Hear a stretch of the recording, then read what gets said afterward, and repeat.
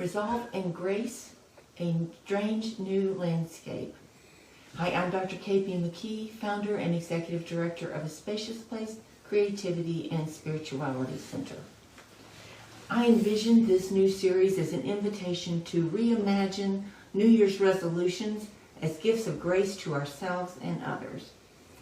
In light of the events of January the 6th, I'm addressing Resolve and Grace for what is now our new year. As writing is my native tongue, I'm going to share this with you in my writing. And I very, very much value your input and your thoughts as well. You can enter those in the chat box on your mobile device or on your computer. Times are hard. We hoped the ending of a terrible year meant a fresh start. But 2020 wasn't done. It dragged itself into January, a dying beast lashing out in one last fury. A Spacious Place grieves with those whose loved ones died of COVID, with those, some at the heart of our mission, who agonize by the phone waiting, fearful of what news about their loved one may be. And though we're not a political organization, we stand for the value of vulnerable persons and their right to be treated with dignity, respect, and compassion. So I must speak to the violence that assaulted our capital on Wednesday. The rioters were not persons who had suffered oppression and had finally snapped. Those persons have survived decades of oppression with unfathomable patience, equanimity, and hope. The people who breached the Capitol had not gotten their way, perhaps for the first times in their life, and violence was their answer. With no real plan in mind, they threw a tantrum that killed people, destroyed property, and put national security at risk. Like an earthquake, their actions on January 6th, Epiphany on the Christian calendar, sent aftershocks across the nation just beginning to lift its head in hope. To those people who set off the quake, I say this: we are enemies only if you choose to make us so. This nation has had great moments, but it has yet to be great.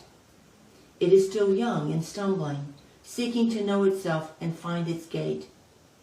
Our nation can only grow if we grow together. Don't be misled by political theater. You are not a face in the crowd. You are a person, an American. We do not always get our way. But in not getting our way, we learn to get on with others, to strengthen and broaden our souls, to grow into who we've the potential to be.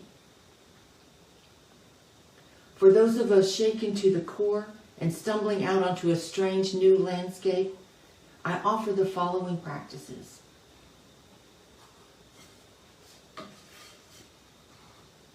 Soul safety. We're suffering from shock. We need to heal for our souls to restore themselves to healthy rhythm. Restoration for you may mean solitude, community with COVID precautions in mind, tears, screams, moments of laughter. It may be music or TV mind candy. We can set a time limit for our time of respiration so we don't retreat from the future that awaits us. And then we can relax into its safety and then strengthen, move out onto a new landscape.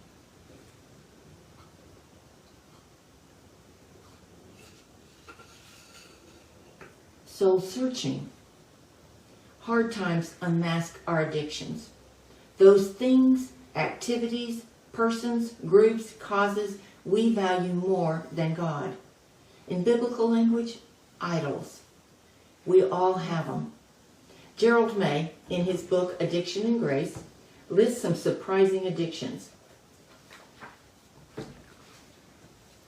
He lists them based on attraction addictions or aversion addictions, and I'm just going to share with you a couple. Chewing gum, chocolate, humor, movies, sunbathing, work, aversion, anchovies. I can get that one. Bugs, doctors, politics, spiders, vulnerability.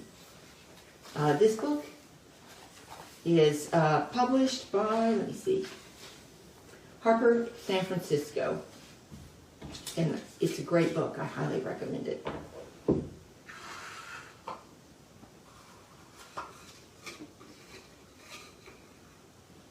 Seek truth. Investigate news sources, stories from a range of news sources. Keep an open mind. Stand in another's shoes.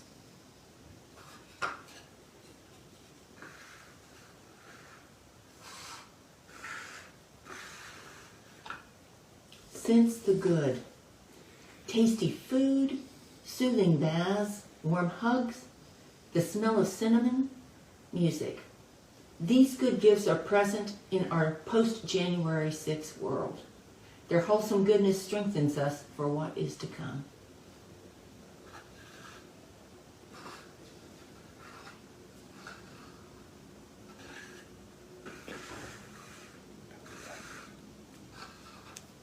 Savor good. David and I walked this morning in freezing rain, taking in the beauty of holiday lights against a darkened sky, the smell of fireplaces alight, the chill of winter on our skin. And then snow in Austin, Texas, a rarity. It feels to me like a blanket of peace. We may need to choose for ourselves when our new year begins.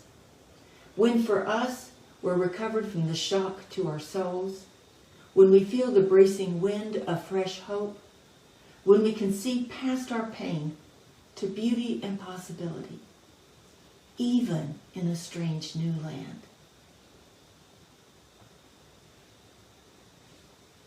As you are taking these things into account and thinking about how you move onto this new landscape, we invite you to join us for our journaling series, Liminal Pages. Liminal means a thin space where the spiritual is palpable for us. And in creating, we experience that. We will begin next Sunday at 5 p.m. Central Time.